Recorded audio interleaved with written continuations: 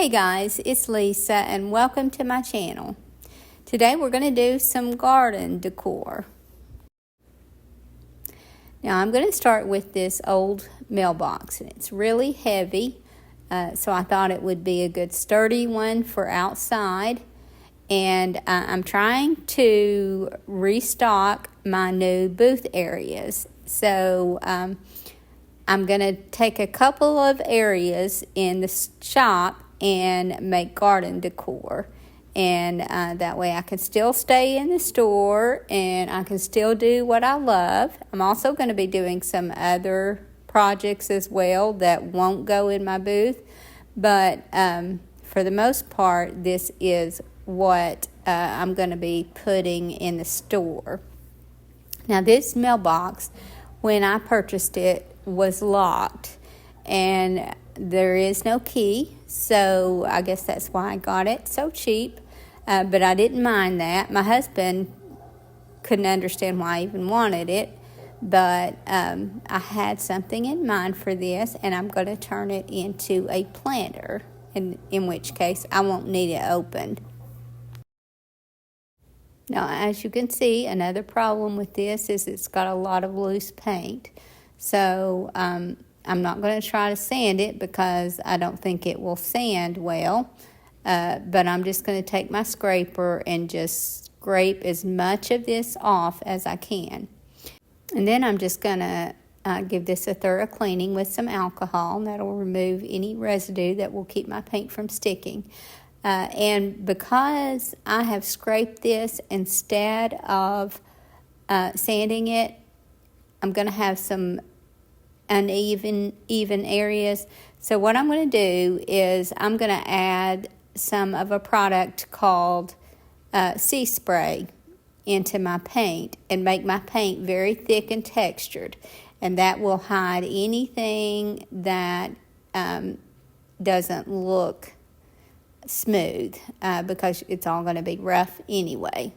So again, I'm just scraping this until I just don't see anything else that's trying to come up. And I think this will work out well because I'm going to be doing some distressing on this afterwards. And I think this will give me a really chippy look. And I think that will go really well with this piece. Now I'm using a Dixie Belle color here called Daisy, and I just wanted a really bright look for this, and I wanted a color that would look really good with that green showing through. Now for the first coat, I'm not going to add the texture. I'm just giving it a good solid coat, letting it dry well, and then I will add the texture to my paint and create some texture on the second coat.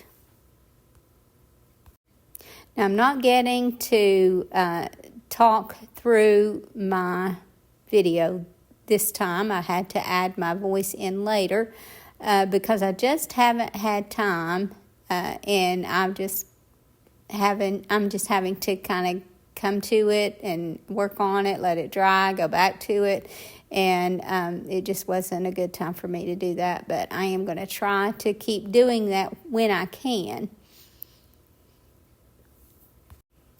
Now, when you're working with sea spray, you have to just add a little at a time because it's very, very easy to get too much.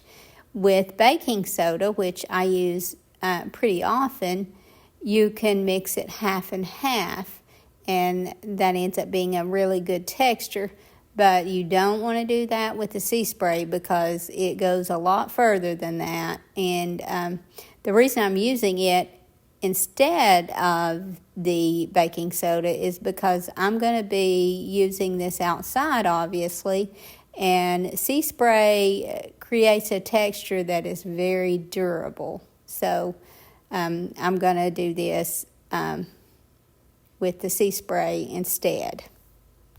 Now I could dab this on, kind of pounce it on if I wanted to create a really crazy amount of texture, but I don't want that for this one. I'm just going to kind of brush it on, and hopefully it will create a look like it's been painted several times throughout the years. And when I do some distressing on it, it will bring that green through and also some of the metal. And I think it's going to create the look that I want. So I just go over the whole thing with the texture. And this one coat takes care of it. I don't have any problem with those little areas that I worried about. And then once I got it covered, I just let it dry for quite a while. I gave this a couple of hours at least. Now the transfer that I'm going to be adding to this is one called Fairyland, and that's a new Dixie Belle transfer. And I'm going to use, there's actually 4 pages on this, and they're just different colors of pretty much the same design. So, but I'm going to use this green one on the front because I thought about using the yellow one. And I know that this has the yellow on it. And I kept thinking I wanted to use that. But then I decided in the end that it may not show up enough. And that green will work well since there's going to be a lot of green coming through. Now, generally, I would clear coat before I add this transfer, but because this is going to be outside and I want to make sure and get it clear coated really well afterwards, I just decided to go ahead and chance it. Now, I did get a little bit of my paint pulling up from adding this transfer before I did that, so that's not something that I recommend. I made it work with this because when I did my sanding on it, my distressing on it, I did quite a bit. And so it just kind of blended with where I had some of the transfer pull paint up. And while I'm not much of a fairy person, I do think this little fairy is so cute. And I think that it's going to work really well with the garden theme. And I had some issues with my table moving a lot during this video, so it looks like I'm going to have to get a sturdier table as much as I love the one that I have.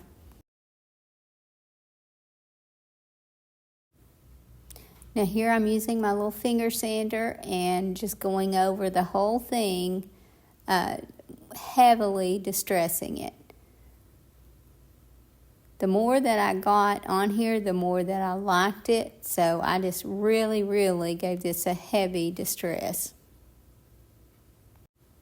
Then I wiped it down good, and I'm using some of these others. This little flower, I'm not crazy about it at all, so I thought it would be a good one to kind of wrap around the side. I want just a little bit on each side, but not much. And this worked out really well, and it brought that color of green down to the opposite bottom side. And then I just added a little something to the other side and then put a couple of dragonflies on the front. And then I'll finish this off with some Gatorhide. And because I want this to be durable, this is probably one that I'm going to keep and use on the trails. And I want it to be very durable, so I'm going to give this about 3 coats of the Gatorhide. Gatorhide is a product from Dixie Belle that is really good to treat something or to seal something for outside. It makes a really good finish. So, but again, I want to give this a few coats just to make sure. And here I've taken a stencil and I'm just going to stencil the word flowers on the bottom. And I'm going to put succulents in this, so I don't know that you would call that actually flowers, but this fit, and I just thought it would give it a good look. And I'm using olive green Stays On ink so that when I brush coat my Gatorhide over the top, it will hold up well and not smear when I'm doing my brush strokes. If you're not using that kind of ink or a kind of ink that's comparable, then you need to just very lightly mist a top coat on and let that dry well before you try to do any more sealing. Gatorhide also works well to put on before you paint to make you less likely to get bleed through. You just need to let that coat dry really well before you paint over the top of it, and that will help reduce your likelihood of bleed through. So again, I put 3 coats of the Gatorhide on here and let it dry overnight. And now I am planting some succulents in it.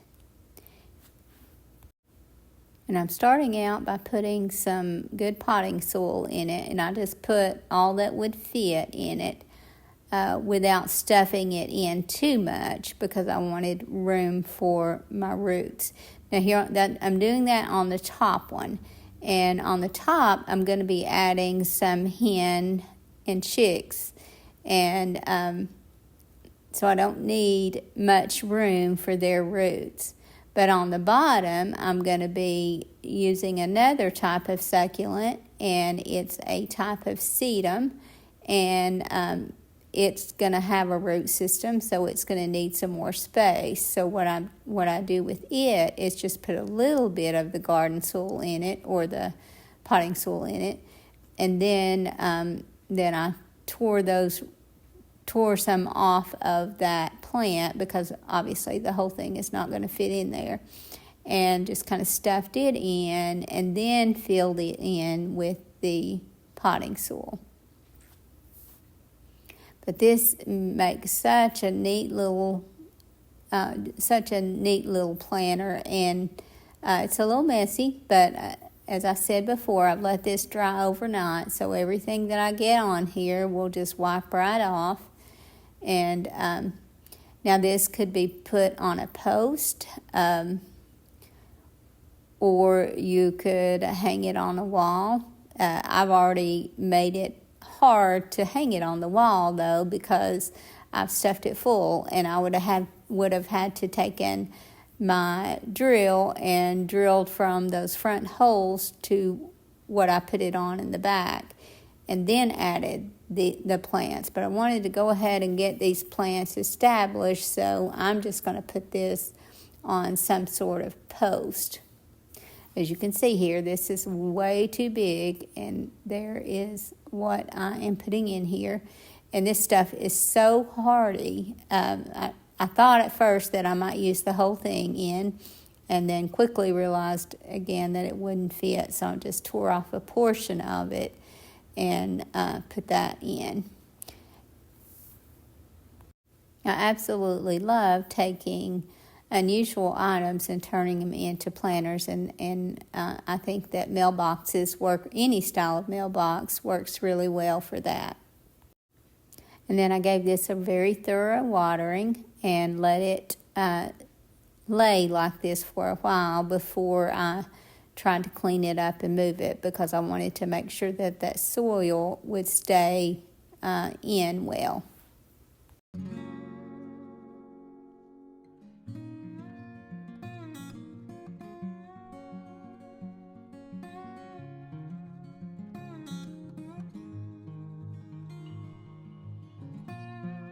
And now the next item that I'm going to make over is this box.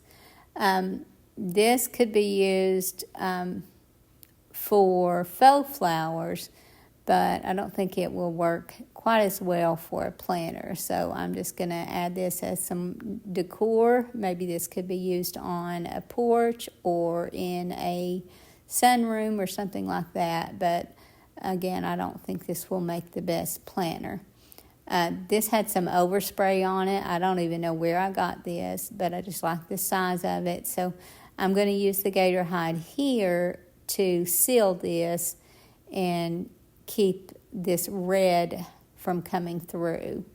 Anytime that you're working with a stain that has a lot of red in it, it is very likely to come through. So with this one, I had to give it a couple of coats. I did the first coat, let that dry well, and then did a second coat and let that dry well, because I'm going to be using the color Buttercream on this, and because of that, the likelihood of this red pulling through would be even greater. So again, just give this 2 coats of the Gatorhide, let it dry well, and then I gave this on the outside 2 coats of the color Buttercream.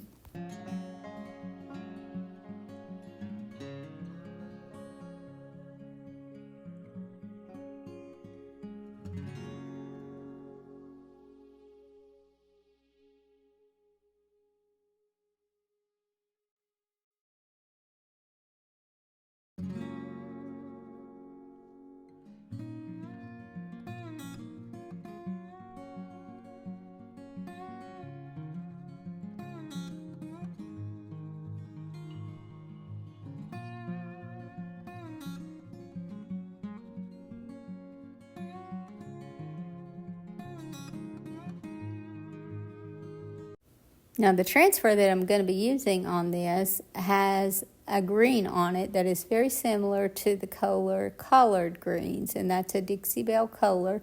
So I'm going to paint the inside of this in the color Collard Greens, and because this is such a rich color, it doesn't need another coat.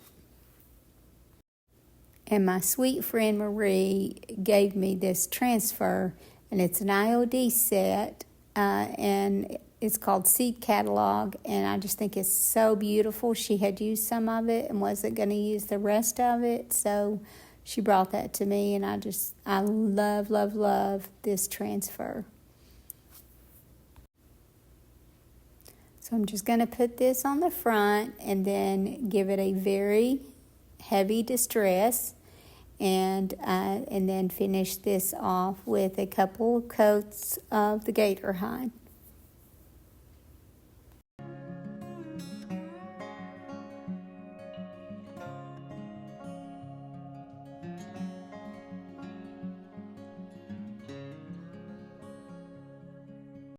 Now the next item that I'm going to make over are these two buckets, and these are heavy buckets.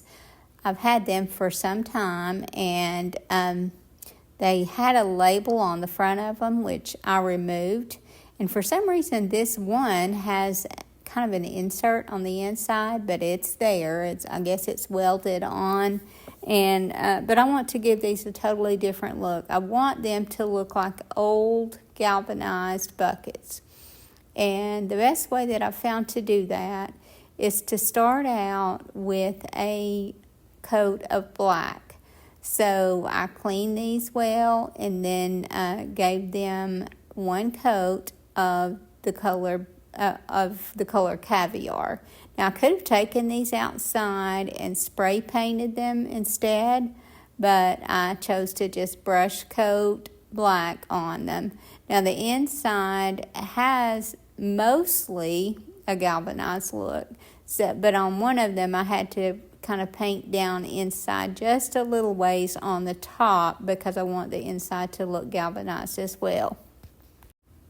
Now as you can see, I'm not getting full coverage here. If you spray painted, you would get that, but it's not something that's necessary. You just want this dark underneath. And the reason I start with black is because that gives you variations in your color, and it just works so much better. You can create a galvanized look just by starting out with gray, but if you do that, then your galvanized look is not going to look as old, and I want this to look like old galvanized metal.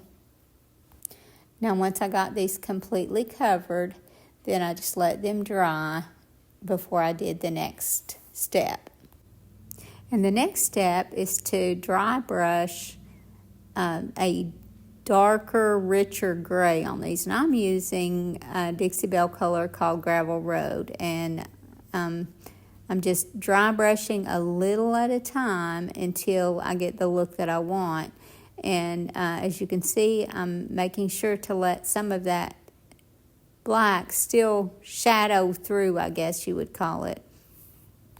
But you just keep adding until you like the look. And again, you want your brush almost dry. You don't want to get too much on, because once you get too much on, it's really hard to remove. Now here I've added a stencil to this one, and I just used the color Drop Cloth and the color Caviar, and added my stencil. And I'll try to find that one. I've had that stencil for so long. I'll try to find it and link it in the description. But so I'm doing that on both of these, and I just used a different one on this one. But the way that I finished this off was to go over the entire thing once it was really good and dry with a white wax. And that's a step that you don't want to omit, because it really does make this look like galvanized metal. And so just brush the white wax on and wipe it off really well, and you will have your galvanized finish.